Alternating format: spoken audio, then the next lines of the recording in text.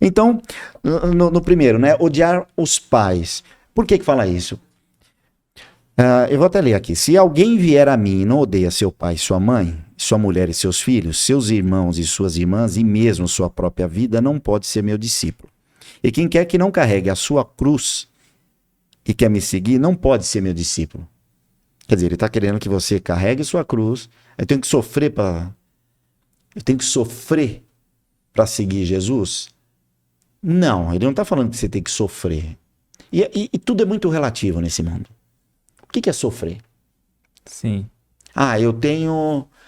digamos que você fale assim, eu tenho filhos. Filhos é sofrer? Depende do ângulo que você está vendo. Depende do Verdade. ângulo. De repente pode ser uma realização. De repente aquilo vai exigir um pouco de atenção, mas talvez seja a melhor coisa da vida. Ir para a escola é sofrer? Se nós pegarmos que hoje um jovem, ele estudando aí 10 anos, ele vai aprender tudo que a humanidade aprendeu. Nós não vamos falar nem de 2000 anos, porque 2000 anos é contando do ponto zero até Jesus. Mas nos últimos 15 milhões de anos, você vai aprender em 15 milhões de anos, ou 15 bilhões de anos, nós vamos aprender em 10 anos. Lógico que quando você está na escola, você tem os desafios.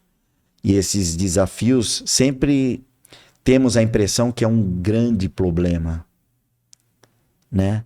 Mas ao sair da escola, pelo menos a maioria antigamente eu ouvia muito isso, né?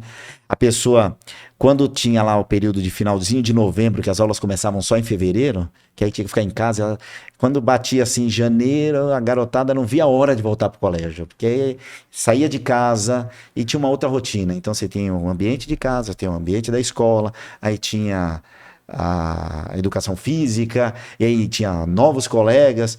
Então, normalmente, depois de um certo período de escola, a gente sente saudade da escola. Sim. Enquanto você está passando, você vai falar, é um sofrimento. Não, mas depois é uma alegria. Em novembro a pessoa quer as férias logo, né? Fala, ainda bem. Mas aí depois chega a ter saudade pro retorno, né? Quantos não veem a hora de... Porque entrar na faculdade é relativamente fácil. O duro é sair da faculdade, formado. Então, e quantos você vê que eles falam, poxa vida, naquela época eu fazia faculdade, eu fazia isso, fazia aquilo. Dando a entender, num momento quase que nostálgico, que foi um bom momento.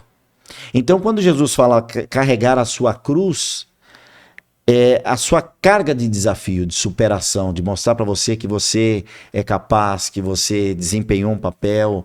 Então, ele não está dizendo que é para... Em nenhum momento aqui ele fala temos que sofrer para evoluir. Não, ele fala que cada um carregue a sua cruz. Ou seja, que cada um carregue aquilo que precisa aprender, aquilo que precisa se desenvolver. Mas por que ele falou odiar? Aí nós vamos... A primeira etapa que a gente precisa considerar é a linguagem. A Bíblia não foi escrita em língua portuguesa. Esquece. Aliás, a língua portuguesa eu considero uma das mais bonitas, mas ela é muito complicada. Falou-se bastante em sala de aula. Então, eu vou chegar para minha esposa hoje e vou falar assim, esposa, eu te amo. Se eu falar para ela assim, esposa, eu te considero muito, ela vai arregalar os olhos. Então, eu te amo, eu te considero, eu sinto saudade de você. Ela vai falar, saudade de quê? Né? Nós estamos falando de sentimentos. Então, a língua portuguesa, para quase todo sentimento, tem uma expressão. Perfeito. Se você pegar o inglês, se bem que eu não sou o expert no inglês, mas em regra geral, você tem I like, eu gosto. Ou eu amo, I love you. Então, I love you, minha esposa, eu amo minha esposa, eu amo meus filhos, eu gosto de tomar água, eu gosto dessa mesa. E basicamente é isso. Mas eu não posso utilizar entre nós de língua portuguesa uma simplicidade como aqui cada sentimento tem uma palavrinha. Então, tudo isso é para ilustrar que na época de Jesus o que era falado não era o português.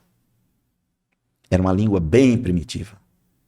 E nessa língua primitiva, o peso de certas palavras que hoje na língua portuguesa é utilizado, hoje, por exemplo, quando eu falo assim, nossa, eu tenho um ódio de fulano, esse ódio que parece que é com 2 O, ódio, eu tenho ódio. Isso tem um peso muito forte. Muito forte. Porque quando você odeia, eu sou de Escorpião. Então quem é de Escorpião, você que é de Escorpião sabe o que é isso. Eu odeio fulano. Na época de Jesus, ele vai usar a expressão da linguagem da época. Como eu comentei do inglês. Sim. Então, na época de Jesus, o odiar não era o odiar de hoje. Era o amar menos, gostar menos. E é simples assim. Nós temos até alguns exemplos depois, né? Que ele tem algumas outras expressões. Até aqui sim, olha aqui, ó. Em Lucas, o termo odiar. Se alguém vem a mim e não odeia seu pai e sua mãe, está compreendido nessa hipótese, né? Ou seja, se alguém quer vir à vida espiritual, entender a vida espiritual, mas está muito apegado à sua família, não dá para entender o verdadeiro sentido da vida espiritual. Vamos destrinchar um pouco isso, né? Tem pessoa que isso não é um erro, mas é uma coisa quase que natural. Quando nós falamos de felicidade, então uns vão achar que a felicidade é ter filhos. Eu conheço gente que tem 8. Eu tenho um tio meu que teve 8 filhos. Outros tempos também, né? Mas ele era feliz com 8 filhos para sustentar? E aí ele conta as histórias de perengue, né? Que ele passou para sustentar esses 8 filhos. Então, outros vão falar, não, felicidade para mim é ter um carro. Conheço gente que compra carro novo, troca todo ano. Mas é uma pessoa feliz? Não, mas felicidade é o dia que eu encontrar o grande amor da minha vida, né? O grande amor da minha vida seria minha cara metade. E a doutrina espírita fala que não existe metade. E nem cara metade. Isso aí é coisa de música, a metade da laranja e tal. Sim, sim. Então você vai ficar procurando uma laranja a vida toda. Mas então, e eu conheço gente que achou a outra metade da laranja e não consegue ser feliz. Tem pessoa que fala assim, a minha felicidade se eu for arrumar alguém muito bonito. E aí depois ela vai competir com aquela pessoa. Imagina o Éder arrumar uma mulher maravilhosa.